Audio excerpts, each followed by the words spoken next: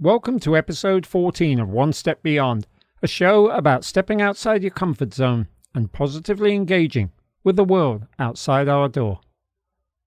I'm Tony Fletcher, a dual British and American citizen living in Kingston, declared the capital of New York State in the summer of 1777 during the American Revolutionary War, and promptly burned down by the British that same October, as I'm reminded this time of year every year. This is my last show before the US elections, and I'm hoping that by the next time you hear from me, I can be a little more proud to own at least one of my two passports, and that the great American democratic experiment will have held, or at least be holding, firm.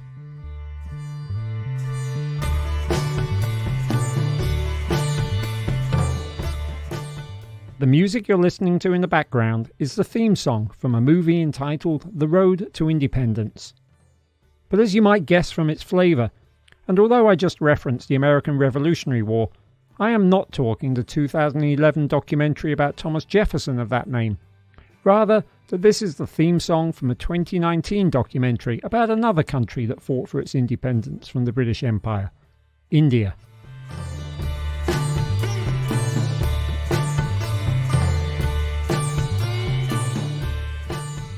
The movie was made by self-described British expeditioner Olie Hunter Smart, who walked, solo, the entire length of the country. You'll hear Olie and I talk about his personal story, with all its peaks and valleys, both literal and metaphorical, in just a few minutes.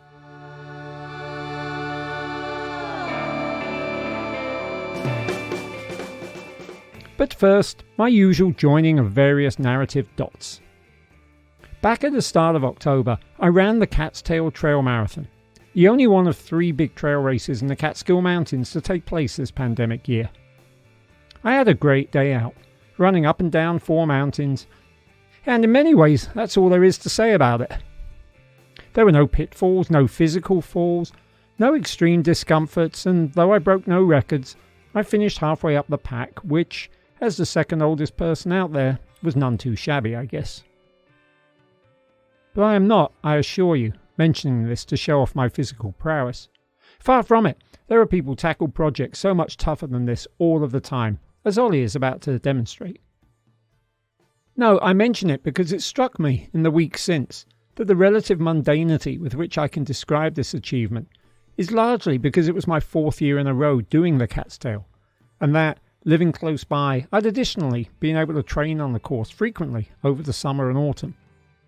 When you know the twists and turns coming your way, in life in general, the trail merely being a metaphor, and if you are aware of times you took things too aggressively in the past, or conversely, where you can afford to go at something a little harder next time out, you're bound to eventually lock things in, to nail your goal, to find that you can take on something difficult and make it doable.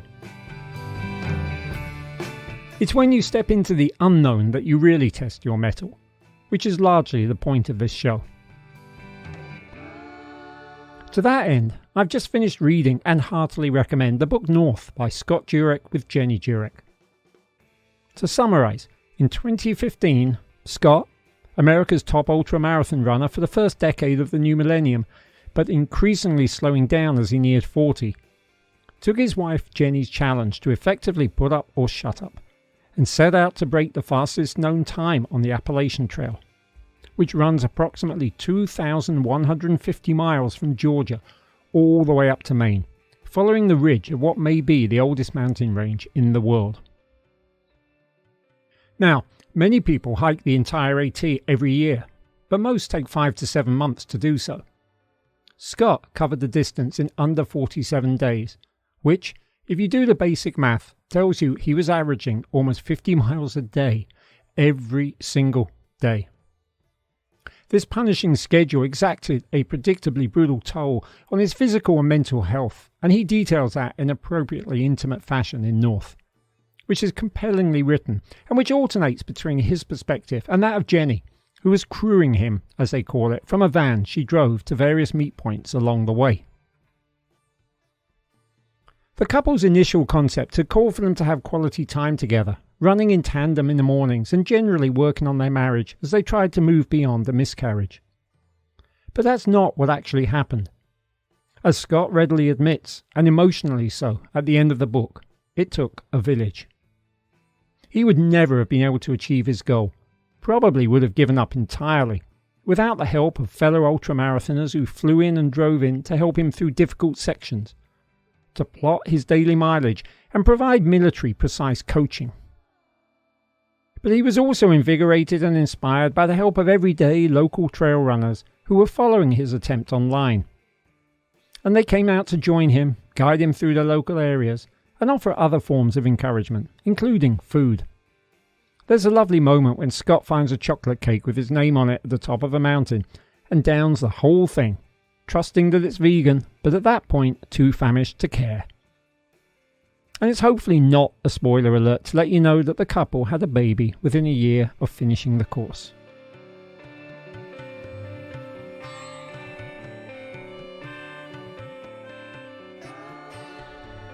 The story of North, though, leads on perfectly to this episode of One Step Beyond, and to the adventure of the aforementioned Olie Hunter Smart, who walked the opposite direction from Jurek, south, down the entire length of India, a distance that is fully 1/3 longer than the Appalachian Trail, with considerably more varied terrain and geography, from the dizzying heights of the Himalaya mountains all the way down to sea level at the southern tip of the country. Olie took a backpack full of professional camera and audio gear, and distilled the thousands of hours of footage he shot on his journey into a 60-minute film. Olie set off completely unsupported, with no spouse in tow, no crew, no vehicle, no financial support. And yet he too found himself relying on the kindness and hospitality of others, as you'll hear in a minute. Something else that both Scott and Olie's stories have in common is that each of them was on virgin territory. One reason Scott Jurek suffered so much on the AT was that he didn't know the course, had barely stepped foot on it before, and had massively underestimated its terrain and the challenges it would provoke. Similarly, Olie had never been to India prior to deciding to walk its entire length, willingly stepping into the unknown to see what both he in a personal sense and India in a more physical sense was made of. Reading North, talking to Olie about his walk south, and then thinking about the comparative ease with which I was able to tackle my trail marathon at the start of the month, reinforced that for my own part, I need to not just feature guests who have stepped outside their comfort zones, but to step outside my own comfort zone again, and soon. Olie gave up a Friday evening in London to talk with me by Zoom for a full hour and a half. Don't worry, it's edited down. In fact, while we did discuss some of his other amazing expeditions, I've glossed over these with some interjected narrative so that we can focus here on his walk through India. So, with all of that said, it's time now to sit back, or better yet, head out for a walk of your own, as we go One Step Beyond!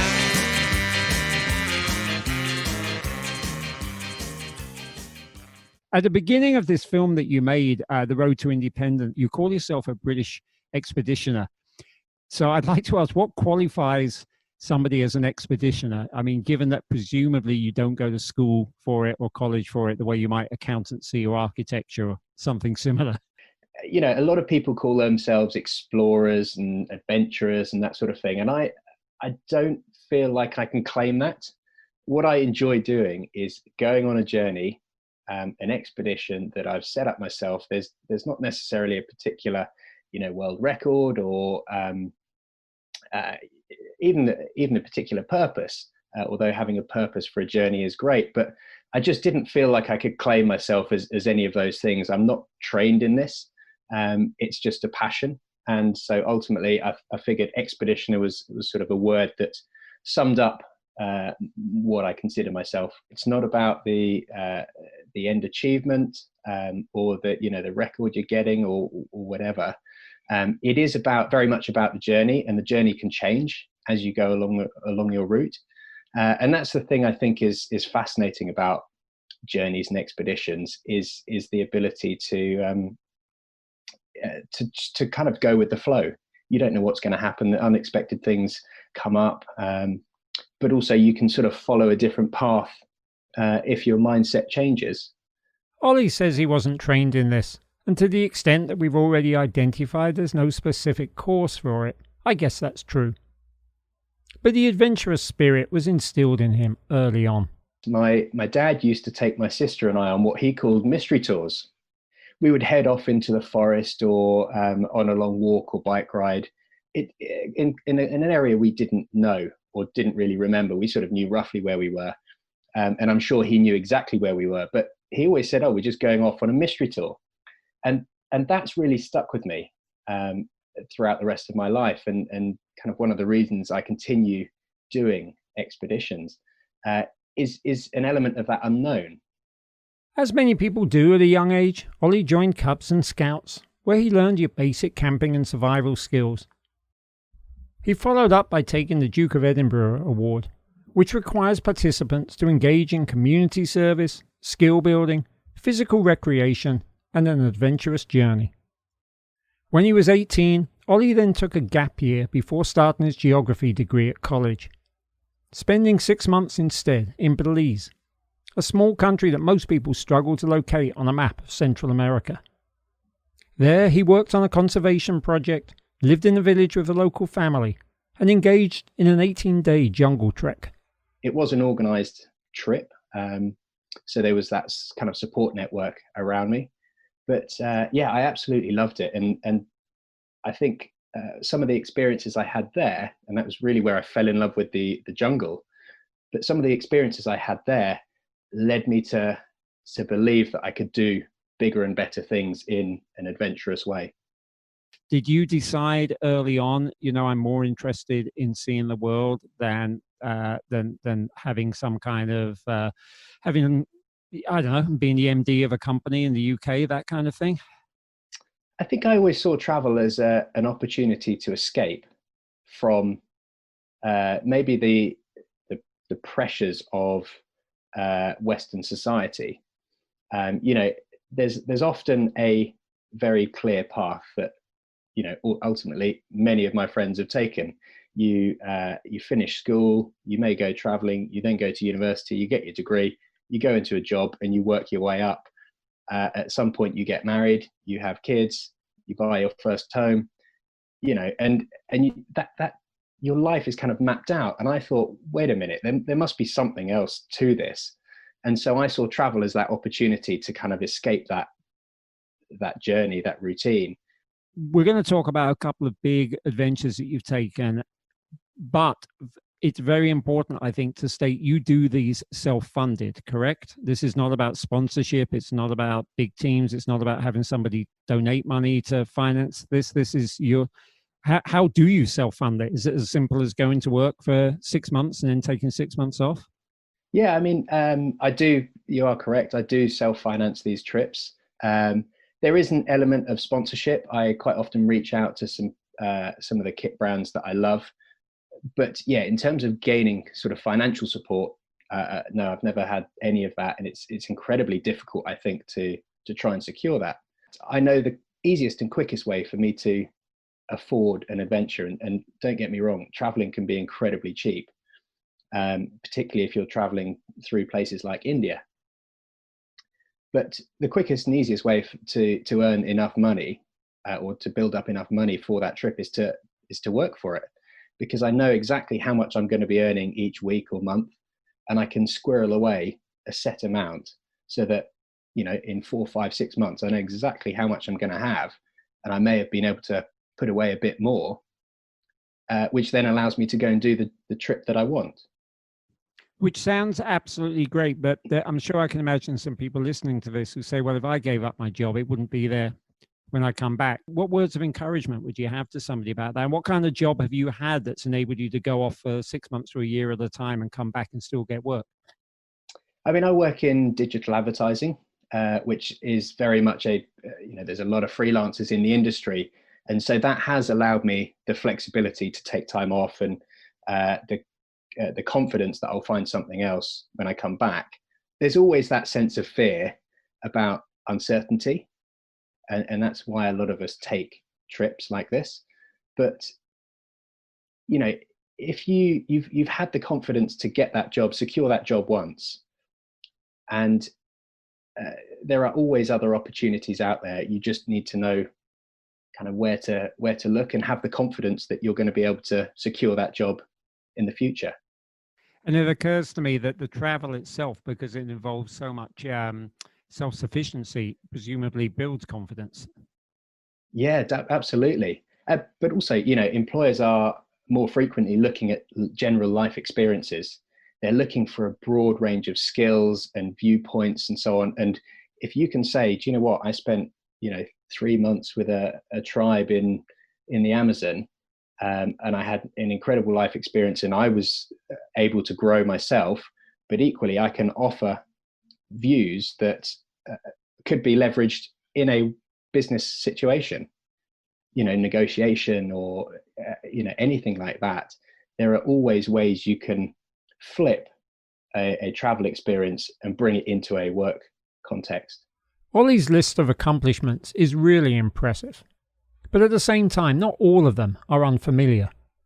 Cycling from John O'Groats to Land's End, for example, the entire length and breadth of Great Britain, or a 24-hour cycle race from London to Paris. I was certainly intrigued by the fact that he took part in an impact marathon, where you do social good along the course, and that's something I'm going to look into as a possible subject for another episode. However, his Amazon River run was utterly unique. It took place in 2015 when he and a companion embarked on a 6,500-kilometre journey. That's over 4,000 miles, spending 4.5 months tracing the Amazon River from its mountainous source in Peru all the way to Brazil's Atlantic Ocean. They walked the first 400 of these miles and then they kayaked the rest. And as you can imagine, it was quite risk-laden. That journey therefore set him up perfectly for his next expedition, which he decided to take solo this time, and to document himself doing so. Tell us about it. Tell us about India, what you decided to do, why you decided to do it, and if you can, very, very quickly, whether you had the filmmaking experience going into this or just decided to hell with it, I'm going to make a movie. Yeah, 2017, I decided I was going to walk the length of India. It's a 4,500 kilometer journey. I seem to have this thing about 4.5. I'd always wanted to go to India. It was a country that had fascinated me for a while.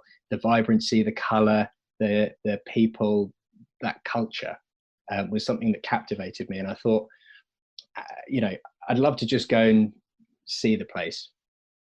And actually, I was traveling to work after having got back from the Amazon. I was working in the same job I was working in previously.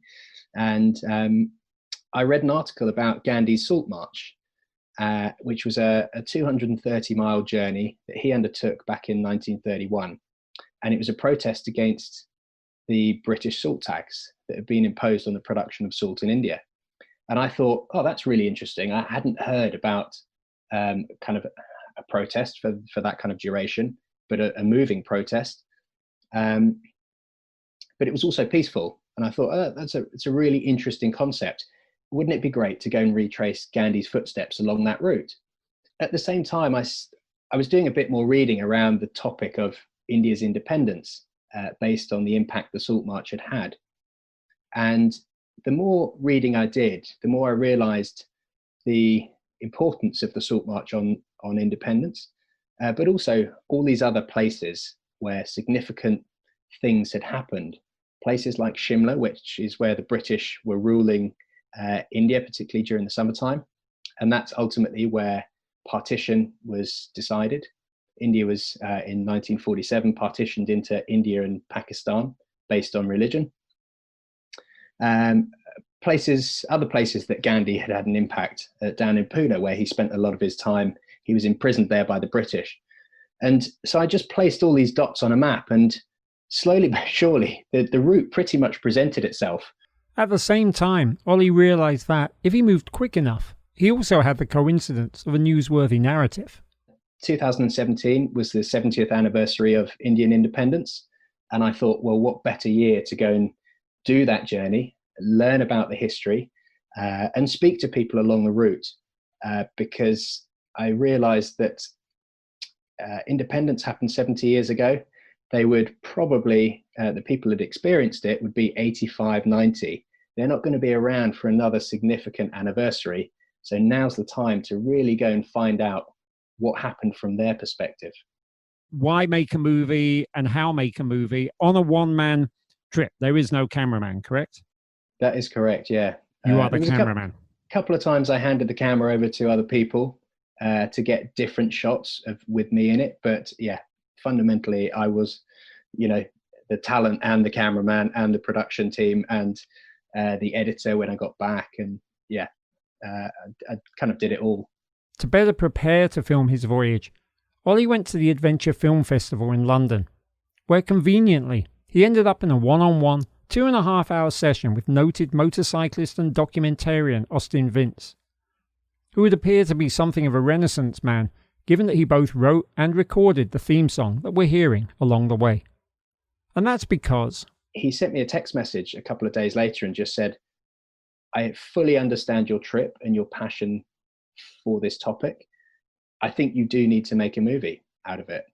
I will help you. I will offer to be your mentor and help you make this film. And so before I went to India, I had 4 sessions with him.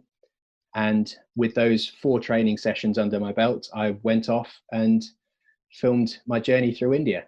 In 2016, a year before you, I fulfilled a lifelong dream and finally got to India. I just adored India in all its chaos. And I think you have to have a certain energy to be able to exist in that chaos. But I'm going to quote from what you say right towards the end of your film. And I watched the last section of it for the second time this morning. And I love this. It's my favorite lines from the movie. And it's really you almost at the point of reaching your destination. And you say, if you're not interested in culture or community, then don't walk through a country. And if you don't want to fall in love with humanity, then don't go to India. And I thought that was just perfect. What were your expectations of India and how did it live up to them? I mean, it's such a varied country because it is so vast, and it covers such a huge range of terrains. The culture changes. You've got different religion impacts. You've got this caste system, which is incredibly confusing for outsiders, but it's essentially it's a kind of a hierarchy. There is so many different influences on it. You can't really have an expectation of what India actually is. When I flew up to Leh, near where I started, let's just say I considered that as an ease into India. There was very few people around. It was mountainous. It was a fair bit cooler than I was expecting, and the food was very different as well. And the people looked different, and so all of those things, I was like, oh, this isn't quite what I was expecting. It was only when I came maybe partway through the Himalayas that I suddenly started experiencing the India that I'd anticipated. You were up almost as high as I was on the top of Kilimanjaro, and I kind of lost my sanity on the top of Kilimanjaro. So did you feel at least like somewhat ready for that shock of the altitude sickness or the thin air? I mean, yes, I flew into Leh, which is about 3,500 meters high. And I had 3 or 4 days to acclimatize to the conditions. We then drove up and over the highest mountain pass that I crossed into another valley. And we then spent 7 days walking through that valley. And again, that was about 3,500 meters. So I'd been able to acclimatize to that altitude. We then did the high pass and back down again in a day. And it was amazing seeing the impact that altitude had on my body. I felt like I was drunk. I lost control of my legs. I was slipping around on the ice. I was short of breath. I wasn't clear thinking, and I think that comes through in the film. I feel like my face is about to fall off. Oh my God. It's almost as if you're looking at yourself from the outside and you're watching and you think, oh, there's something not quite right there. But when you're in the moment, you don't necessarily think about that. You feel like you're acting fine. And it's only when you come down from that altitude that you do start to recover and become a bit more normal.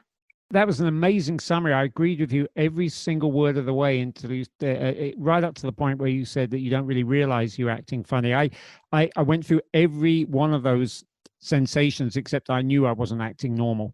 And it's all there on my own little mini audio documentary of Kilimanjaro, including the fact that I actually managed to film myself reaching the summit and dictate relatively well, and had no recollection of it until I was making the documentary and came across the tape. And I was like, wow. I think you do much the same in the film. You're seen just like complaining to the camera, but at least you're there documenting it. Yeah, absolutely. And that's one of the critical things of making a film is you have to film the highs and the lows. You have to be capturing all of those, particularly when you're low, when you least want to get the camera out or record anything. You don't have the energy. You just, all you want to do is, lie down and sleep or drink water and recover. But you have to get the camera out in those moments, because otherwise, your journey will have seemed like a relatively flat, emotionally flat journey. That's really important. And although this is not chronological to your journey, I'm going to jump right ahead to somewhere about 2/3 of the way through. You reach the end of the Salt March. I think it's Dundee is the place on the coast. And you get very, very, very emotional. And you put the camera on and you start welling up. I've just finished the next leg of my journey, which was the inspiration for my whole journey through India. And it's actually really emotional. And I think we've all been there. We've had these things in our lives that we wanted to do and we did them, and they make us emotional, whether or not they matter in the bigger scheme of things. And you draw us in with that, and then immediately you follow it by going back, because of course Dundee is not the end point of your journey. I think you're barely more than halfway through. You still got the rest of the country to walk, and you go back into walking India and you do a collage, a compilation of all these terrible moments. It seems that you go from this high straight back into a series of lows, just like everything going wrong that can go wrong.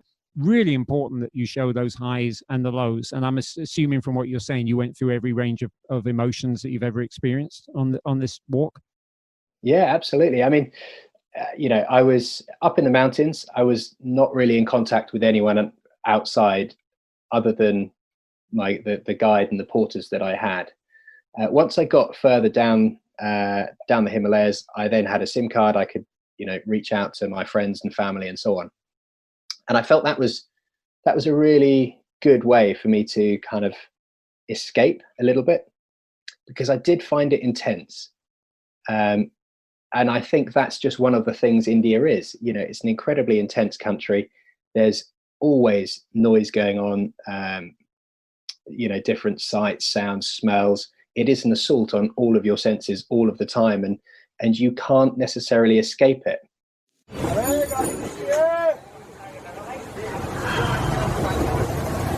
Man, Delhi is hot, it's busy, and it's full of traffic. This is absolutely mental. Often I was staying in people's homes. I would walk into a community and say, is there anywhere I can put my tent up? And they would say, no, just stay in our house, which is an incredibly generous offer. But with that, there came another level of intensity. I was then, quizzed and questioned throughout the whole evening, depending on what time I got there. It would go through till midnight. They would then wake up again at 5 a.m.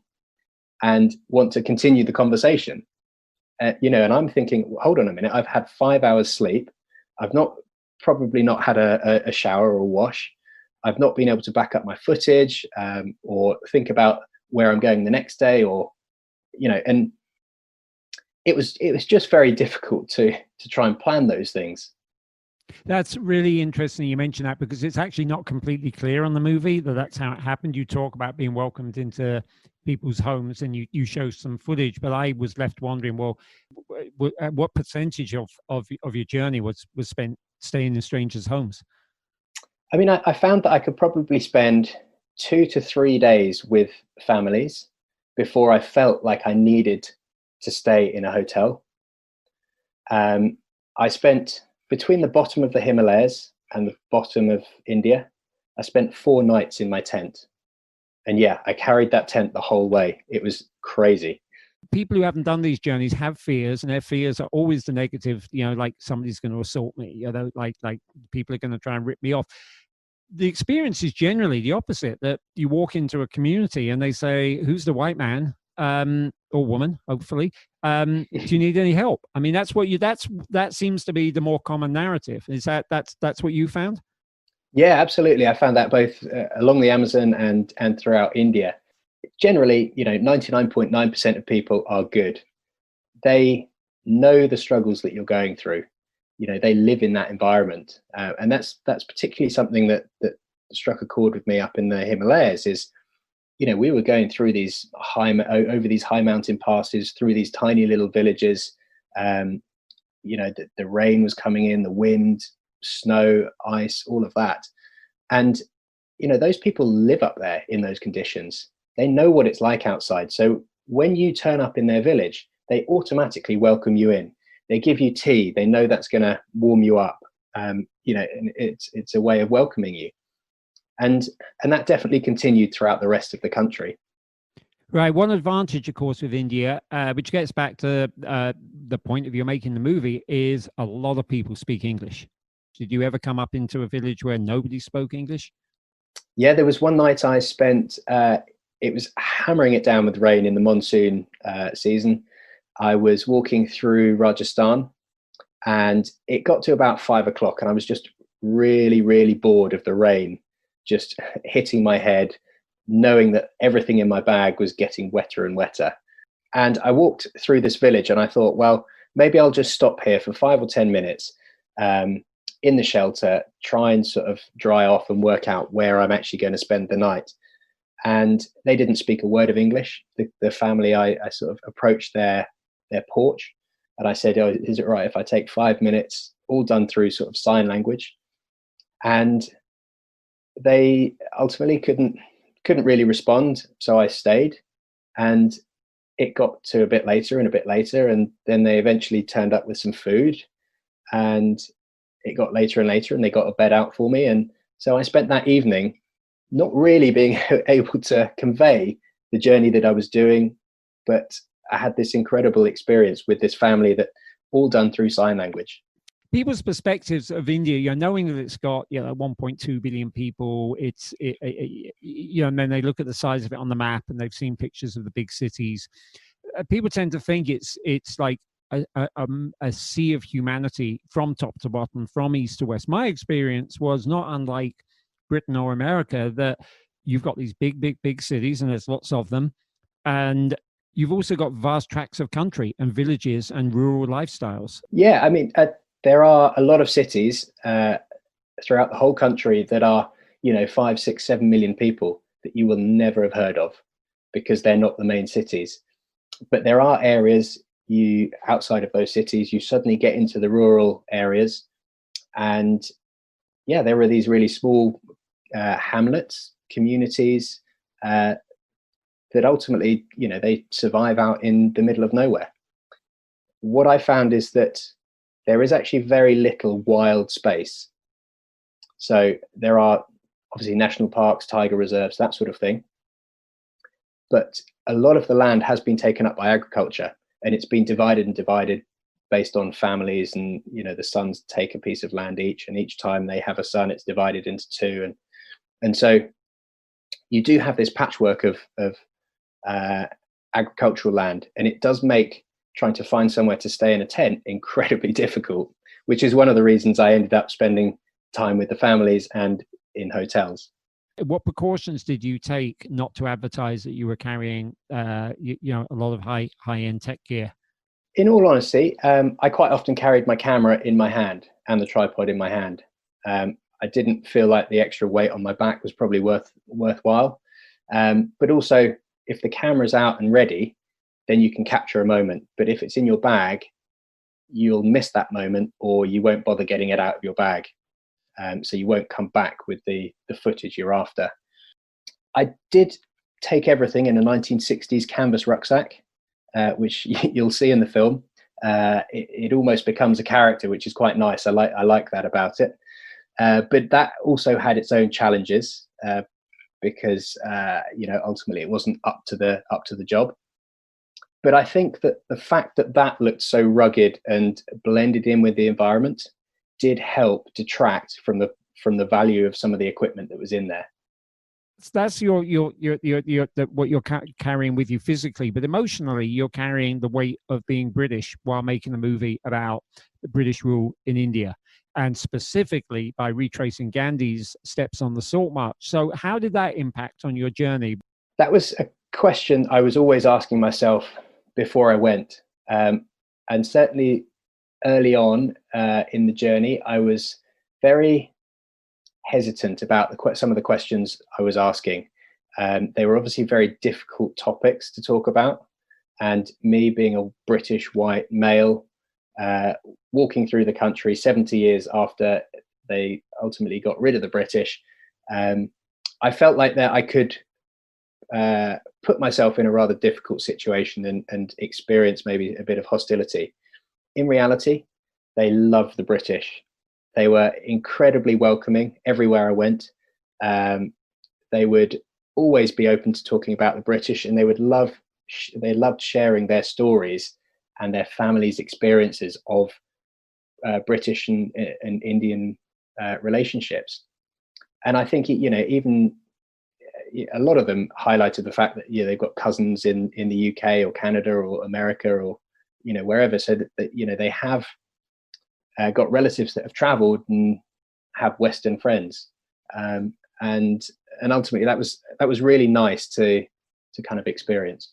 It's almost, I think you're suggesting it's almost like people opened up to you more because you were British than, say, had you been American coming to make a movie about British rule in India. Yeah, and the other thing is actually, the reason I did this journey solo was twofold. One was because I wanted to make a movie, and I wanted to make sure that I was in control of the story that I was telling. But the second is, I also think that when you're traveling solo, you do appear more vulnerable, and therefore people welcome you in, and you get a much deeper experience with people.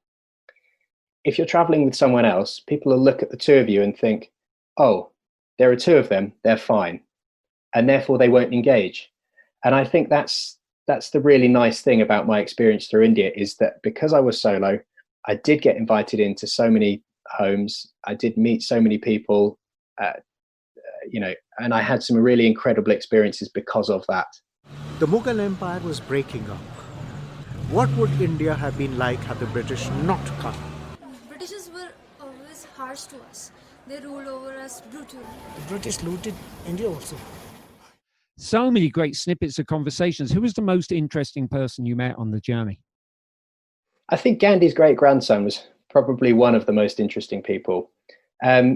He was able to give me an insight into Gandhi's views and beliefs and philosophy that, I'd read about, but it was very difficult to kind of actually think about that kind of impact.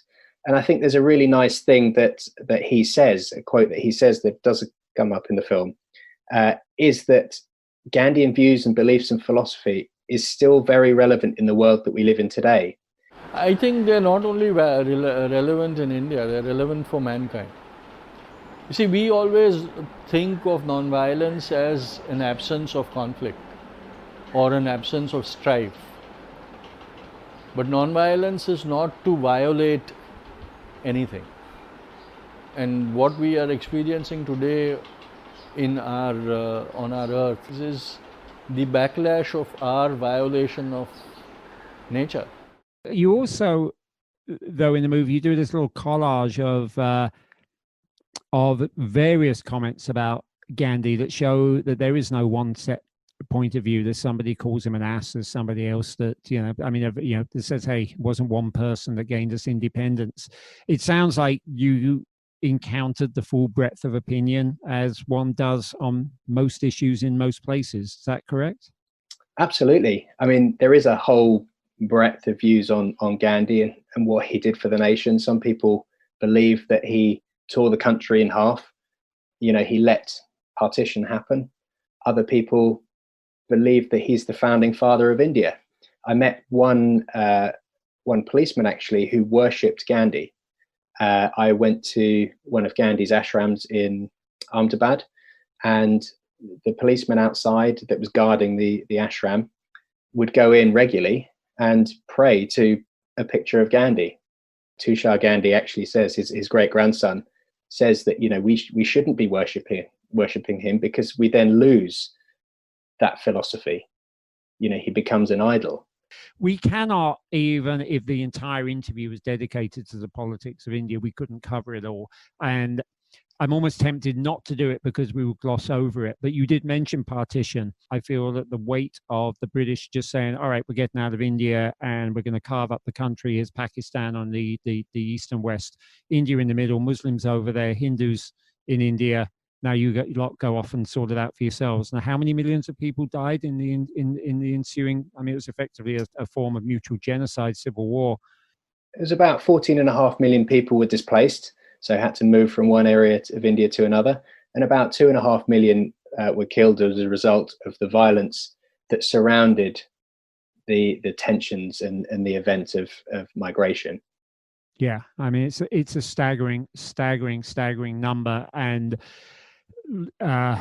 like you said in the movie, that the freedom fighters one of them made it clear to you he wasn't fighting the British people, he was fighting the British rulers. He didn't have a problem with the people. A lot of those were probably conscripts to begin with. He was fighting the British rulers. At this point, I went on a bit of a soliloquy about Kolkata, which the British built from the swamp up as their chosen capital of India.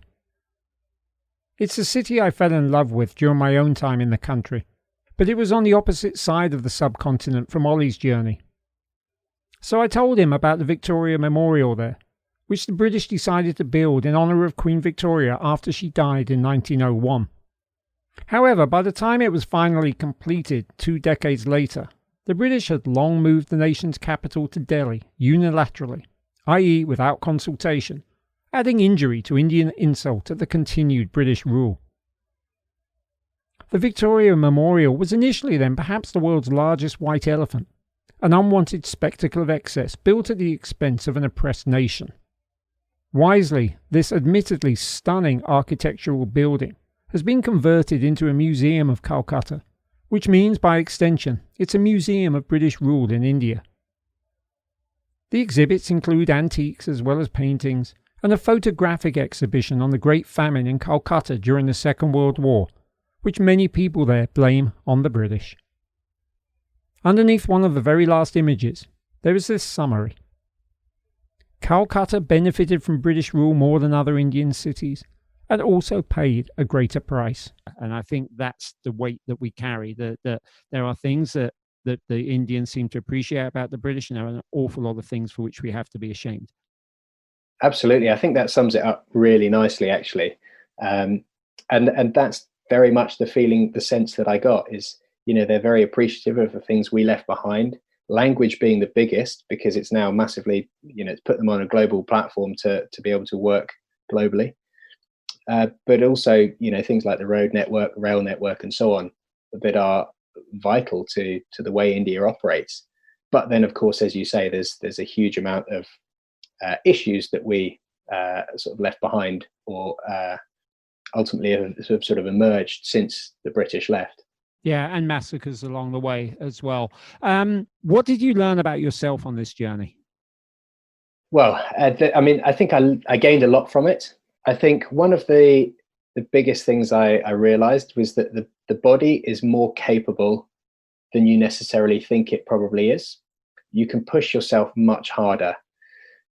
I think one of the challenges that I wasn't prepared for was the mental side of it.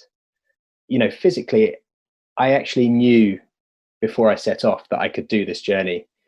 The challenge was really going to be the mental side of it, and keeping myself motivated, moving forwards, with the highs and the lows that we've talked about. And I learned that my mental resilience is very strong, and I was able to kind of overcome a lot of those situations. I guess stubbornness is another one. I think you have to have an element of stubbornness in you in order to have that kind of resilience, to be able to keep going and moving forwards. And I learned that I was very good in my own company. I was quite happy to be on my own, walking day in, day out, and happy with the conversations that I was having along the way. Is there a single sentence you can say about what you learned about India on this journey? Or was that summed up in the quote I gave earlier on? I think it's very much summed up in the quote. It is an incredibly intense country. As I said earlier, it's an assault on all of your senses all of the time, but you really do get into it, and you need to work with it, and laugh about things. Humor is a great way of overcoming challenges. And if you don't, it's just going to ultimately get you more stressed and put you in a much more difficult situation. So, yeah. And again, you show that humor. Indian people are exceptionally happy, and that's not meant to sound sort of patronizing, remotely patronizing. I mean, I found there was an exuberance to the people there. It was in 2016. It was a country that was on the up, very, very much on the up, thriving middle class. And you I saw a lot of laughter, so you show that. Would you go back to India, do something similar? I would do, yes. I think it is an incredible country. I covered north to south. I got to experience all those different climates, environments, the food. The food was fascinating. It changed as the climate changed and the crops around me that I was walking through changed. And I would love to try and experience, whether it's east to west or along the east coast, perhaps. Indeed, for all the impressive distance that Olie walked, he really only went down the western half of the country. There's even more coastline to be had on the eastern side. There are massive areas in the middle. There are the Sundarbans on the border of Bangladesh, Kolkata as mentioned, the formerly Buddhist kingdom of Sikkim as we discussed in the last episode, and then there's the vast state of Assam, connected to the rest of India only by a thin sliver of land. An area we discussed in episode 6 with wildlife photographer Carla Rhodes. It's indicative of the size and scope of India that though my family too went down the western side of the country in 2016, when I traced Olie's journey against mine, the only place we intersected and both experienced was the inland city of Mysore, or Mysuru. From there, our paths had diverged again. We both went down towards the southern tip of India, but it was Olie who went the entire distance. We ended up at Trivandrum, but that's not the very, very, very southern tip. It's can you pronounce it for us where you end your journey? It's Kanyakumari. Yeah, that's the very southern tip where there's a temple to Gandhi and his ashes are scattered there, correct? Exactly, yeah. And on the 2nd of October, which is his birthday, so it's only just gone past, but there's a hole in the roof where the sun shines directly down to the point where his ashes stood before they were then scattered into the ocean. Which is, it's a really nice touch of the temple design. As I told Olie, one thing that really hit me watching the film is the sheer physicality of people in India. They don't just live on top of each other, they live with each other, they touch each other. And if you visit the country, and hopefully someday soon you'll be able to do that again, they'll touch you as well. And I mean that literally as well as figuratively. Your movie is a pre-COVID movie, but it also brings up the question of what's next and how long do you think you have to wait for it? In terms of sort of bigger trips, international trips, I've got an idea for Southern Africa, which is again based around the theme of independence and separation from Britain. And ultimately, I haven't had enough time or the headspace to really do the research. But I think the historical side of it is a really interesting aspect. And actually, I guess that's one other thing that I learned about myself is I gave up history at school when I was 14. At the earliest opportunity, I took the geography route, and that's the way the curriculum here in the UK works, is you choose one or the other. But obviously later in life, I've developed this interest in history that wasn't anything that I was covering at school. We were covering First World War, Second World War, and I think, I've suddenly found this new interest and passion. And I think, when travel does resume, I'll be able to go and pursue that in a bit more detail. Would you make a movie next time as well? Would you do that again? Yeah, I mean, the movie was really. That was something I learnt. It was a real passion, and ultimately, I think making a movie does change the adventure itself. You need to make sure you're committing to that, and it does ultimately take over from the adventure you have. As soon as you shove a camera in someone's face, they may shy away. You change that interaction. But yeah, definitely, I think I would make another movie. The other thing I will say is I can offer a discount for your listeners if you'd like. That'll be fantastic, because while people are stuck at home, it's great to have some light entertainment. But people should watch this movie and get a combination of history and geography, and we can all suffer vicariously through you and your blisters. Absolutely. Watching with our feet up on the sofa. All right, Olie, thank you so much. This has been a pleasure, and I'm sure we will talk again some point soon. Well, better get going. You can view The Road to Independence on Vimeo. Just go to vimeo.com, log in, search for The Road to Independence, and use the promo code OSB50 when you purchase. If you want to hear more about Olie's filmmaking process, check out his appearance on episode 204 of the Pursuit Zone Adventure Travel Podcast, which is where I first came across Olie. And if you'd like to hear him talk more about the virtues and perils of hiring guides and about getting shot at while on the Amazon River, check out episode 7 of Call to Adventure podcast. You can read more about Olie's adventures at ollihuntersmart.com. And I have to warn you that he spells Olie with just the one L. That's the same handle he uses on Instagram, Facebook and Twitter, and I'll put all of these in the show notes too. I also want to give a major shout out here to episode 8 of the Unravelling Travelling podcast, in which a British husband and wife duo who live out of their camper van discuss nomad life in a both hilarious and meaningful manner. Certainly, if you were intrigued by Olie's statement about avoiding the obvious life and career paths, you'll really appreciate Ben and Lee's deeper dive into the topic. They also take not so much empire as the very notion of nationalism fully to task. There are many podcasts where you can hear Scott and Jenny Jurek talk about their soul-destroying but ultimately life-affirming time on the Appalachian Trail. One that I can recommend because I've listened to it is episode 12 of Plant Strong. But if you want to hear what the AT is like for the everyday young adult hiker, then check out what is currently the brand new episode of Without Compromise, presented by Athletic Brewing, where host Mason Bradley talks to Alex Dyson at the halfway point in Alex's through hike this year. Athletic, if you don't know them, makes highly drinkable, craft, non-beer. So it makes sense that Alex is one of those who gave up drinking and needed a new addiction. That, I can assure you, is a not uncommon life thread.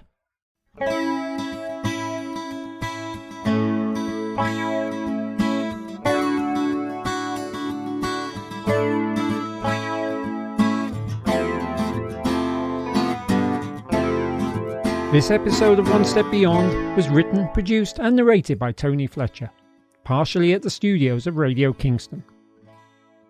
Incidental music in this episode is The Road to Independence by Austin Vince and Friends, used by permission. The closing music, which you can hear now, is Revealed in This Nature by Noel Fletcher. One Step Beyond is by Madness, of course, used with their permission, and the logo is by Mark Lerner. You can subscribe to a newsletter or just reach out via email, onestepbeyond@ijamming.net. And of course, you can find us on social media. Just search One Step Beyond with Tony Fletcher, and we should come up on Instagram, Facebook, and Twitter. Again, all of this is in the show notes. One Step Beyond is available on just about every podcast platform known to man, and if your platform allows for a rating or review, yeah, go for it. And with that, until next time, stay healthy, get outside, and remember, democracy is worth fighting for.